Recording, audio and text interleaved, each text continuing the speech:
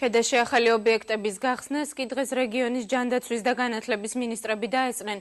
ადგილობრივი ექიმები 7 ახალი ავტომანქანით, 10 სოფლის მოსახლეობა კი ახლად ამოქმედებული ამბულატორიის სერვისებით ისარგებლებს. დღეიდან ბაგა-ბაღი აქვს სოფელ ვაიოსაც.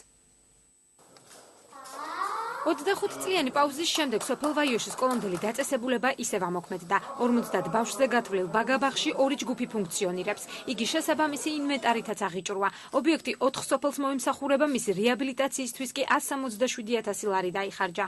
მიხარია, არცად არ დამყავდა, ძალიან შორს იყო ვაიოდან ქედაში მერუნებია, საშუალება არ ჰქონდა რომ მარშრუტით მესარგებლა. ბაღი რომ იყოს არსებობდეს სოფელში, ეს ძალიან მნიშვნელოვანია ბავშვებისთვისაც, მომავალი თაობის უკეთესად რო განვითარებისთვის. მე როგორც ვიცი, გეგმებით უფრო კეთილმოწყობა არის გააზრებული, მხოლოდ იმიტომ რომ ბავშვებს უკეთესი პირობები შეექმნათ.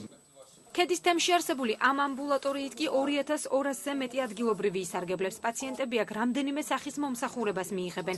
ობიექტი ნუგზარ სურმანიძემ სხვა ოფიციალურ პირებთან ერთად გახსნა. აქვს გლუკოზის განსაზღვრა სისხლში პაციენტებისთვის არ დაგვჭირდება რეფერალი კლინიკაში. გვაქვს ელექტროკარდიოგრაფი მოგცეს ახალი, რომლითაც ჩვენ შეგვიძლია უკვე კარდიოლოგურ პაციენტებს ცალკე მივემსახუროთ და ცალკე არ გავუშვათ კარდიოგრამის გადაღებისთვის და იმუნიზაციას ცალკე გავატარეთ და ყველა აღჭურვილობა რაც ჭირდება ამბულატორიას თითქმის ყველაფერი გვაქვს.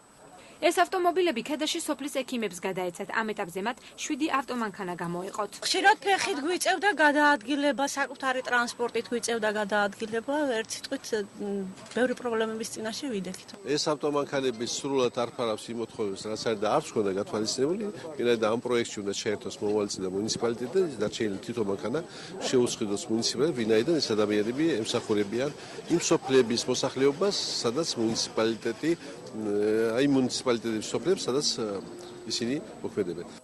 დღესვე დავით დუმბაძემ სტუმრებთან ერთად ქედაში 500 ტონიანი წყლის სარეზერვო ავზი დაათვალიერა. გამგებლის ინფორმაციით პროექტის ფარგლებში მექანიკური ფილტრები დამონტაჟდა და წყლის სისტემის სათავე ნაგებობა მოწესრიგდა. წყალი ძირითადად ამინდის ცვლილების დროს გამოყენებისთვის გამოუსადეგარი იყო. და ეხლა ჩვენ ვიმყოფებით ზეგარდა, სადაც დამონტაჟდა მექანიკური გამწმენდი აუზები, 3 მექანიკური გამწმენდი აუზი, ავტომატური წყალანირების სისტემა 100,000-იანი. პროექტის განხორციელებით, როგორც გამგებელი აცხადებს, დაბაში მცხოვრებ 5,000 აბონენტს სასმელი წყლის პრობლემა მოეხსნა.